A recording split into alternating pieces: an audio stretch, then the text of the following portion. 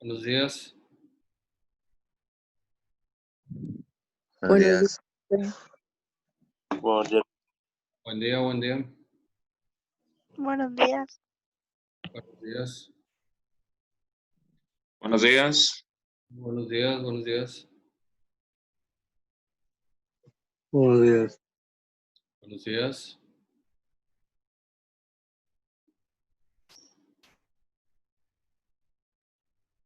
El día de ayer estuvimos hablando acerca de los sujetos del derecho hereditario llamado interventores.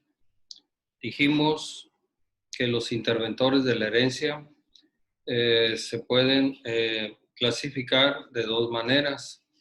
Existen los interventores provisionales y los interventores definitivos.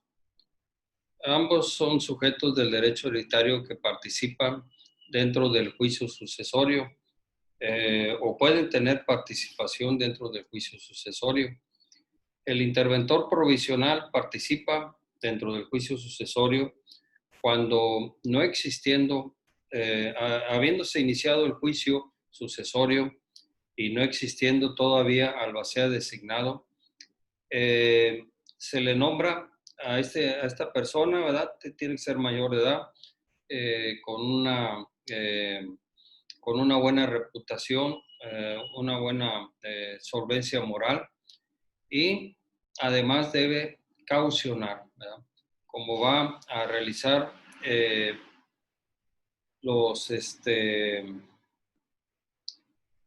las facultades, va a llevar a cabo las facultades o las obligaciones de un albacea, entonces va a administrar bienes y tiene que caucionar su manejo. El interventor provisional, en pocas palabras, es el que lleva a cabo o realiza actividades que le corresponden al albacea. ¿Por qué? Porque pues, se necesita la albacea, pero como hasta ese momento no ha sido designado, ¿verdad?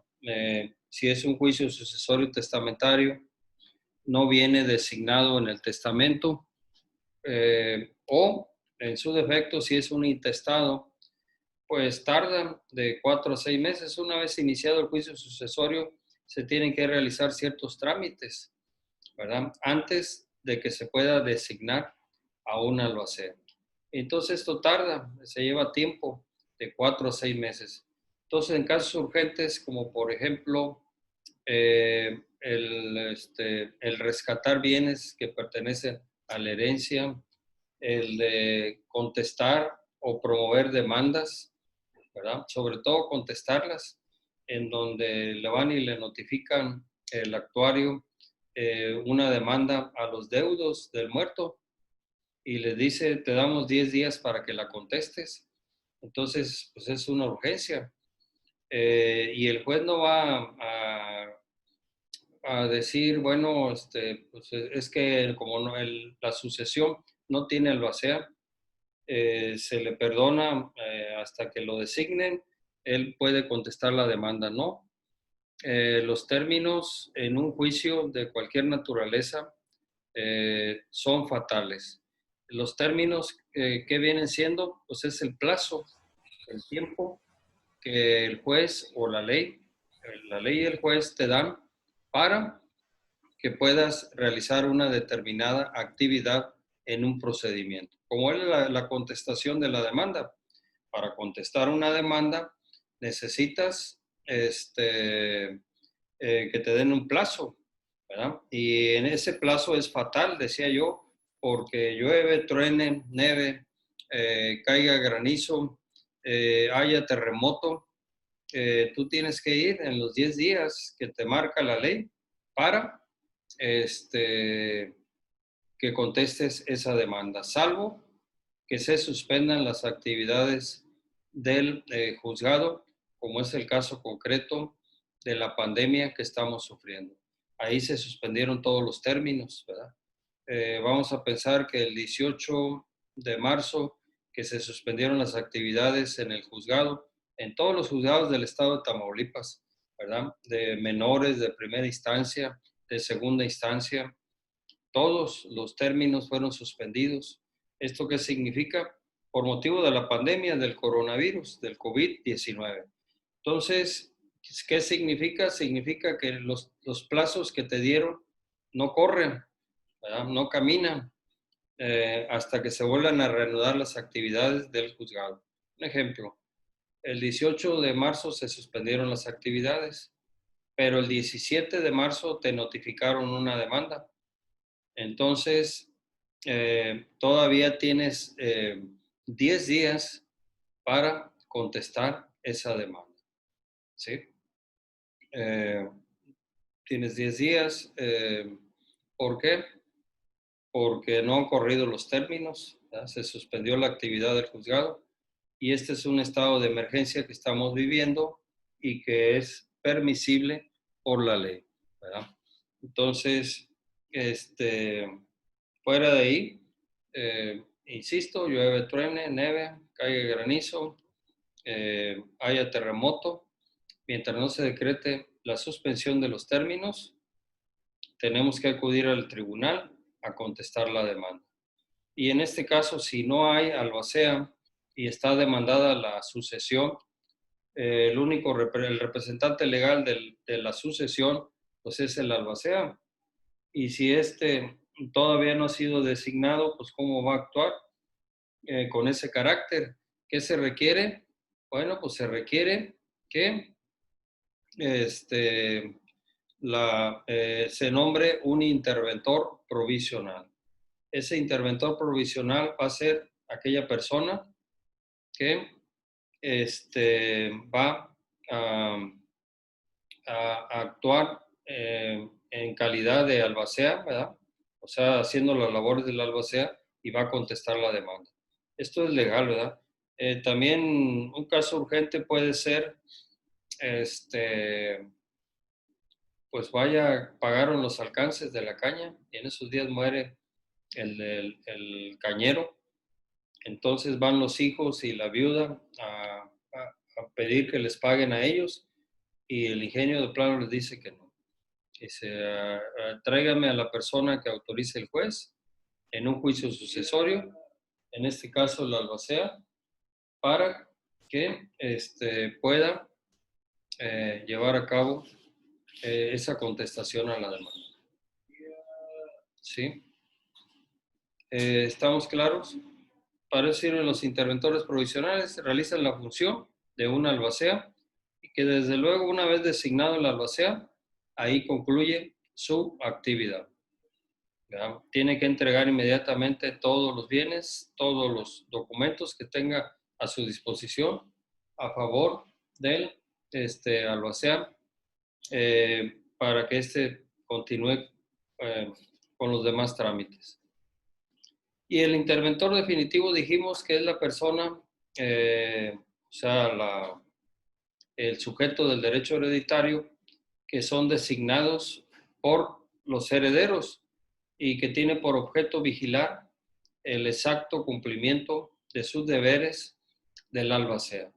Nada más vigila que el albacea esté cumpliendo con sus obligaciones y le rinde cuentas precisamente a los herederos, que son los que lo designan. Sería prácticamente la actividad que realiza los interventores definitivos. Entonces hay dos tipos de interventores, los provisionales y los definitivos. Los provisionales se designan cuando no hay albacea para que funja como albacea y en casos urgentes, ¿verdad? Que es necesario que alguien represente legalmente a la sucesión, ¿verdad? Para rescatar bienes, ¿verdad? ¿Qué sucede si el difunto muere y al morir, pues imagínense, dejó 50 vacas y resulta que les van y les avisan, oye, fíjate que en pleno velorio, allá están robando las vacas del difunto, que dicen que ya murió. Entonces, para eso son los interventores, ¿verdad? Para rescatar los bienes de la herencia, ¿verdad? Cuando estos han sido sustraídos para apersonarse en el caso de los cañeros ante el ingenio para realizar todas las actividades que normalmente venía haciendo el cañero, ¿verdad? Como recibir avíos, o los rendimientos o los alcances que produce la caña. Y los interventores definitivos, pues estos son los que no suplen al albacea en sus funciones, sino que únicamente se dedican a vigilar que el albacea cumpla con su obligación y le rinden cuentas a los herederos. Hablamos también de los acreedores y deudores de la herencia. Dijimos que los acreedores de la herencia son aquellas personas a las cuales el difunto les quedó a deber algo. Y los deudores de la herencia son aquellas personas que le quedaron a deber al difunto, ¿verdad? Entonces, estos acreedores de la herencia y deudores, bueno, los acreedores de la herencia son los sujetos privilegiados del derecho hereditario, ¿sí? ¿Por qué? ¿Por qué se dice que los acreedores de la herencia son los sujetos privilegiados del derecho hereditario? Porque ellos se encargan, más bien ellos preferentemente reciben el pago de lo que se les adeuda de parte de la herencia. Acuérdense que los herederos únicamente responden de las deudas de la herencia hasta donde alcance a cubrir el activo de la herencia, ¿verdad? Hasta donde alcance la herencia, ¿verdad? Si hay un bien que vale 1,000,000 de pesos y las deudas son por 500,000 pesos, pues hay que vender ese bien, pagarle a los acreedores los 500,000 pesos y los 500,000 restantes pues, se reparten entre los herederos o legatarios, a manera de ejemplo, ¿verdad? Entonces, por eso se les considera a los acreedores de la herencia como sujetos privilegiados, porque antes de repartir la herencia, se les tiene que pagar lo que se les adeuda, ¿sí? Y los deudores de la herencia, pues son aquellas personas que les quedaron a deber al muerto. Ellos generalmente dicen que muerto el acreedor, ahí muere la deuda. Pues no, no es así, ¿verdad? Las deudas subsisten aún con la muerte del acreedor, ¿verdad? El difunto era acreedor, hay deudores, hay gente que les debe a él. Yo conocí un caso de una persona que era prestamista, ¿verdad? En aquellos años había mucho prestamista, ahora cada día veo menos. Estas personas se dedicaban a realizar préstamos, ¿verdad? Pues pónganle menores cantidades, pero bien que ayudaban a la gente. Y ayudaban entre comillas porque cobraban muy altos intereses. Pero al final de cuentas había un cliente, ¿verdad? Que al morir, sus hijos venían conmigo y me dicen, oiga, pues aquí tengo un montón de pagarés. Estos gentes le quedaron a deber a mi papá. Y empezamos a cobrarlos, ¿verdad? Ir a los domicilios, se nombró un albacea y empezó a cobrar, ¿verdad? Extrajudicial y judicialmente esas deudas, ¿verdad? Extrajudicial, ¿qué significa? Pues ir al domicilio del deudor y decirle, oye, lo quedaste de ver al difunto esta cantidad de dinero, aquí tengo un pagaré firmado por ti, y pues vengo para que me lo pagues, habrá gente que lo paga, y si no, entonces el cobro se puede hacer judicialmente. En la vía ejecutiva mercantil hay un título de crédito, se presenta el pagaré ante el juez, y si no paga el deudor, se le facultan, ¿verdad?, al acreedor para que señale bienes para embargo, que son declarados por el actuario formalmente embargados y sirve para garantizar el pago de lo debido. Entonces, esto más adelante lo vamos a ver, ¿verdad?, cuando estemos en derecho mercantil. pero pues sí se dan casos, ¿verdad? ¿Cómo acreditar que una persona le quedó de ver al muerto? Pues a través de un contrato de crédito o a través de un título de crédito. Un título de crédito puede ser un cheque, un pagaré o una letra de cambio. O un contrato de crédito, ¿verdad? Vamos a pensar en un préstamo hipotecario. El difunto le prestó a una persona 100,000 pesos y le dejó como garantía hipotecaria su casa, ¿verdad? La casa del deudor. Entonces, pues está garantizado ese crédito con una hipoteca. Y pues bueno, se tienen que cobrar. ¿Y quién las cobra? Pues esas deudas las cobra el albacea, ¿verdad? Es el facultado para cobrar y la gente debe de pagarle a él esas deudas, ¿verdad? Y debe depositarlas en el banco. Bueno, él es el administrador de los bienes de la herencia y tendrá que rendir cuentas de su administración. Acuérdense que las cuentas del albacea las tiene que rendir anualmente o cada vez que se lo requieran los herederos, ¿verdad? Y dentro de esas cuentas pues van las deudas. Acuérdense que el patrimonio del muerto consta de activos y de pasivos. Hay activos, hay bienes, derechos, hay pasivos, deudas, cargas, obligaciones. Y esa totalidad de la herencia la recibe eh, el heredero. El heredero es un adquiriente de la herencia a título universal, porque recibe la universalidad de los bienes de la herencia que constan de activos y pasivos, ¿verdad? De bienes, derechos, pero también de deudas, cargas u obligaciones. ¿Quién es el encargado de cobrar las deudas? Eh, o sea, de cobrarle a los deudores de la herencia, a las personas que le quedaron a deber al muerto, pues es el albacea. Entonces serían los acreedores o deudores de la herencia. No siempre existen, ¿verdad? Pero cuando se dan, a los acreedores hay que pagarles.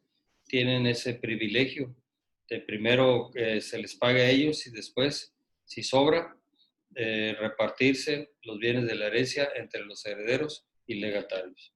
Pero no al revés. Primero los herederos se adjudican la herencia o los legatarios y posteriormente, si sobra, pagarle a los acreedores, no. Es al revés. Primero se paga a los acreedores, ¿verdad? Hasta donde alcance a cubrir con los bienes de la herencia y posteriormente, si sobra, se reparte la herencia entre los herederos o legatarios. ¿Alguna duda hasta aquí? Los deudores de la herencia, estos sujetos quedan obligados a hacer el pago de sus obligaciones al albacea, sin que por lo tanto puedan perjudicar a los acreedores hereditarios haciendo un pago a los acreedores personales de dichos herederos. Entonces, ¿esto qué quiere decir? Quiere decir que los deudores tienen la obligación de hacerle el pago de sus obligaciones al albacea, no a otras personas. Tiene que ser al albacea. Porque él es el administrador, él es el representante legal de la sucesión. No sé si tengan dudas. Con esto terminamos el tema de los sujetos del derecho hereditario. Ya vimos quiénes son los sujetos del derecho hereditario. Esto va a venir el día del examen. Ya tienen las fechas del examen. Seguramente empieza la semana que entra. Hay mucho que preguntar. ¿Quiénes son los sujetos del derecho hereditario? Puede ser una pregunta, ¿verdad? Ustedes podrán contestar el autor de la herencia, los herederos, los legatarios, los albaceas, los interventores y los acreedores y deudores de la herencia. Estos son todos los sujetos del derecho hereditario, ¿verdad? ¿Quiénes son todos los sujetos del derecho hereditario? El difunto, ¿verdad? Que es el autor de la herencia, los herederos, los legatarios, los albaceas, los interventores, los acreedores y deudores de la herencia. ¿Tienen alguna duda con respecto a alguno de ellos? Porque pues con eso tenemos para ver todo lo relativo al examen. Yo les podría preguntar, ¿qué papel desempeña el autor de la herencia dentro de un juicio sucesorio? Ustedes van a decir, bueno, pues su muerte es un punto de referencia, es un punto de partida. Con la muerte del autor de la herencia sirve en los intestados para decretar la apertura de una sucesión, para abrir un juicio sucesorio, ¿sí?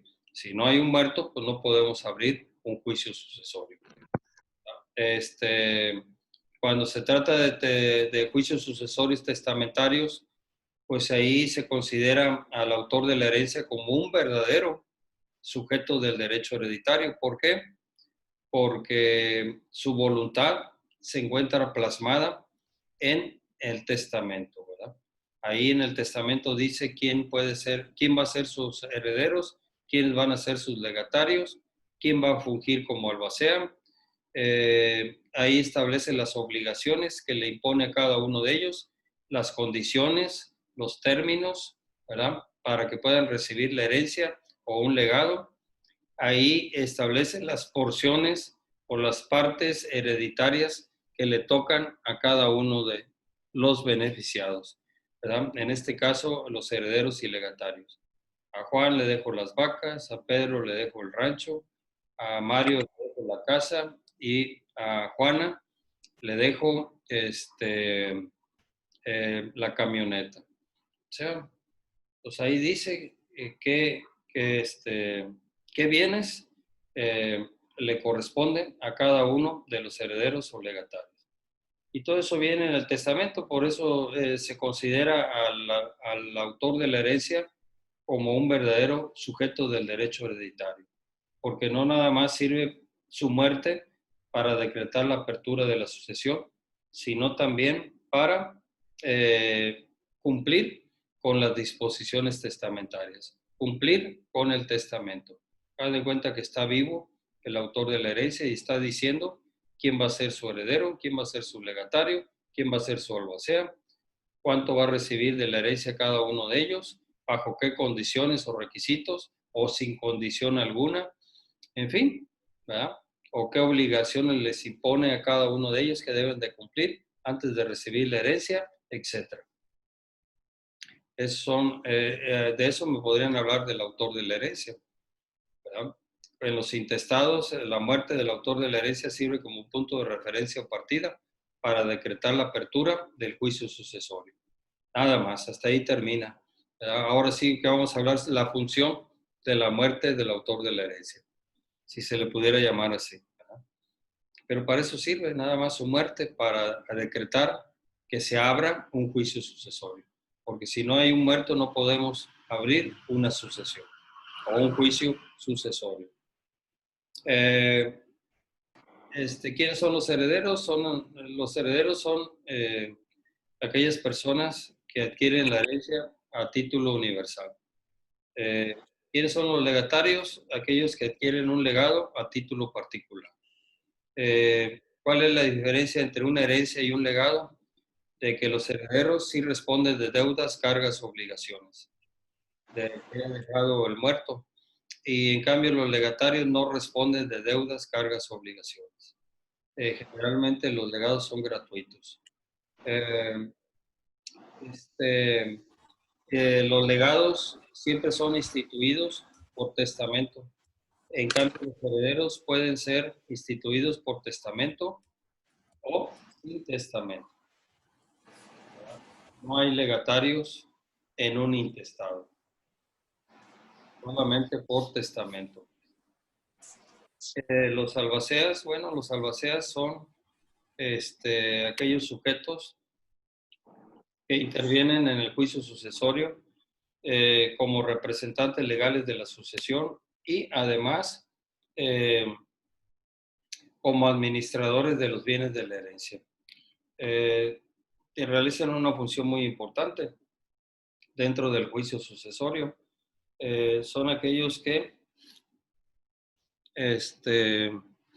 intervienen primeramente pidiendo el aseguramiento de los bienes de la herencia, presentando el testamento, realizando inventarios y avalúos, administrando los bienes de la herencia, rindiendo cuentas de su administración, elaborando el proyecto de división y partición de los bienes de la herencia, entregándole a cada uno de los herederos o legatarios la herencia, la parte de la herencia que les tocó o los legados en su caso, y representan dentro y fuera del juicio sucesorio jurídicamente a la sucesión. Son los representantes legales de la sucesión. Entre otras cuestiones, ¿verdad? Que tienen hay una diversidad de albaceas, hay universales, especiales, hay mancomunados, sucesivos, hay hay albaceas subcausa, no, hay albaceas que son testamentarios o intestamentarios. Entonces hay una clasificación ahí de albaceazgos que también se la tienen que aprender para el día del examen. Y luego ya vimos quiénes son los interventores. Pueden ser provisionales o definitivos.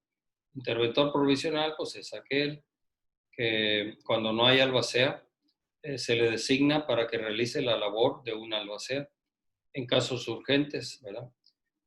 Para que conteste una demanda, por ejemplo, para que recupere bienes de la herencia que han sido perdidos, etc. ¿Verdad? Un caso urgente y no hay albacea, se nombra un interventor provisional para que realice esta función y ya una vez designado el albacea, pues le tiene que entregar esos bienes o esos documentos al albacea definitivo. Y luego vimos los interventores definitivos, que son aquellas personas que son designados por los herederos para que vigilen el exacto cumplimiento de sus deberes del albacea, ¿verdad? Él es el que vigila que el albacea cumpla con sus obligaciones y le rinde cuentas a los herederos. Y por último, los acreedores y deudores de la herencia. ¿Quiénes son los acreedores de la herencia? Aquellas personas a las cuales el difunto, les quedó a deber algo, ¿verdad? Dinero, algún derecho, etc. ¿Y quiénes son los deudores de la herencia? Aquellas personas que le quedaron a deber al muerto, ¿verdad? Entonces, esas deudas tienen que ser cobradas por el albacea, que es el administrador de los bienes de la herencia. Y a los acreedores el albacea también les tiene que pagar. Son los sujetos privilegiados del derecho hereditario. Previo a repartirse la herencia a los herederos y legatarios, tienen que pagar las deudas que quedó a deber el muerto, ¿verdad? Y hasta donde alcance a cubrir los activos de la herencia. Estos serían a grandes rasgos todos los sujetos del derecho hereditario. Una pregunta que les puedo hacer: ¿quiénes son todos los sujetos del derecho hereditario? Ustedes van a decir el autor de la herencia, los herederos, los legatarios, los interventores, los acreedores y deudores de la herencia, incluyendo los albaceas, ¿sí? Ya después especialmente les puedo preguntar quién es el autor de la herencia, ¿verdad? O quiénes pueden ser herederos, quiénes pueden ser legatarios o quiénes son los legatarios, quién es el albacea, quiénes son los interventores provisionales o definitivos de la herencia y, por último, quiénes son los acreedores o deudores de la herencia.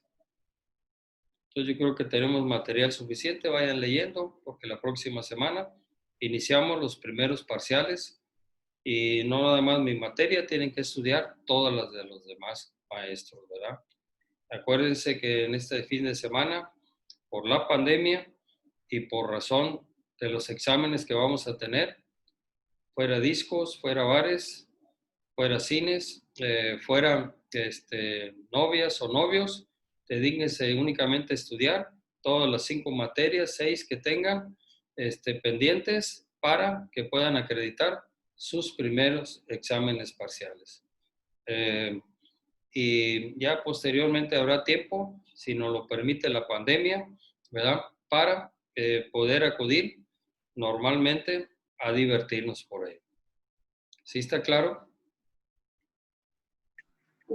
Profe. Sí, profe. Claro. Muy bien. Sí, profe.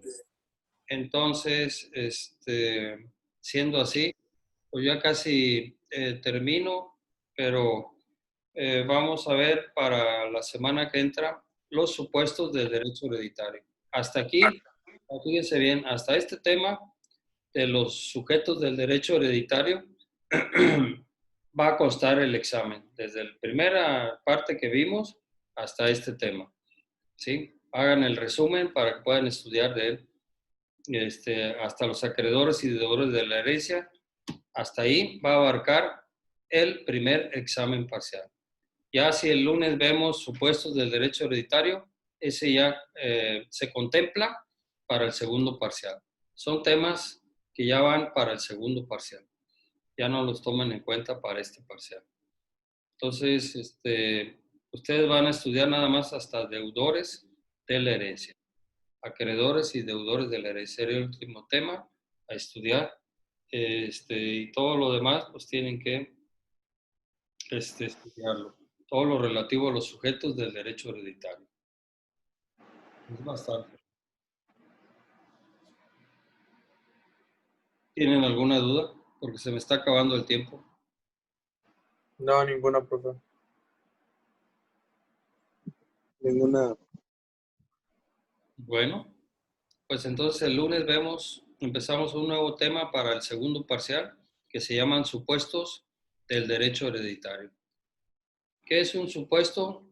Acuérdense que vimos esta definición, supuesto jurídico, en los temas de introducción al derecho.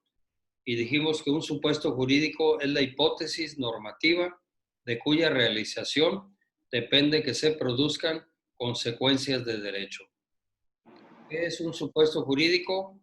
Pues es un artículo de la ley que está redactado de manera hipotética y que está supeditado a su realización, a que se realice, se lleve a cabo. Cuando decimos, por ejemplo, en el Código Civil dice, los padres tienen obligación de dar alimentos a sus menores hijos. Bueno, pues ustedes dirán, yo no soy papá, yo no soy padre, yo todavía no tengo la situación jurídica de padre, todavía no tengo la calidad o la categoría de padre, pues yo no tengo nada que ver con eso. No, sí, efectivamente, pero el día que ustedes sean padres, se realiza el supuesto y la consecuencia de derecho es que tienes obligación de darle alimentos a tus menores hijos, ¿verdad? Hipótesis normativa de cuya realización depende que se produzcan consecuencias de derecho, ¿verdad? Cuando se realiza el supuesto previsto en la ley, la hipótesis normativa, entonces nacen, ¿verdad? Da nacimiento o crea derechos y obligaciones, ¿verdad? Para las partes. El derecho para el niño a recibir alimentos y la obligación del padre de otorgárselos, ¿verdad? Esa es la consecuencia jurídica que produce cuando se realiza el supuesto jurídico. ¿Y qué es el supuesto jurídico? Es una hipótesis normativa. Es un artículo de la ley que está redactado de manera hipotética. Ahí está, ¿verdad? El que priva de la vida a otro comete el delito de homicidio. Bueno, yo de que me apuro, yo no he matado a nadie, no he privado de la vida a nadie. Pues, ¿cuál es el problema? Pero cuando de repente voy por mi carro y se me atraviesa una persona, la atropello y la mato, pues ya se realizó el supuesto jurídico, ¿verdad? Yo privé de la vida a otro y cometí el delito de homicidio. Por consecuencia, me van a aplicar una penalidad, ¿sí? Está redactada la ley de manera hipotética. Está supeditada a que la realicemos, ¿verdad? El que se apodera de un bien mueble sin derecho y consentimiento de quien pueda disponer del mismo, comete el delito de robo, ¿verdad? Yo paso y me apodero de la mochila de Brandon y me la llevo sin pedirle permiso, ¿verdad? sin su consentimiento. Es un bien mueble, es propiedad de él, no me dio el consentimiento, entonces la conducta que realicé se tipifica como robo.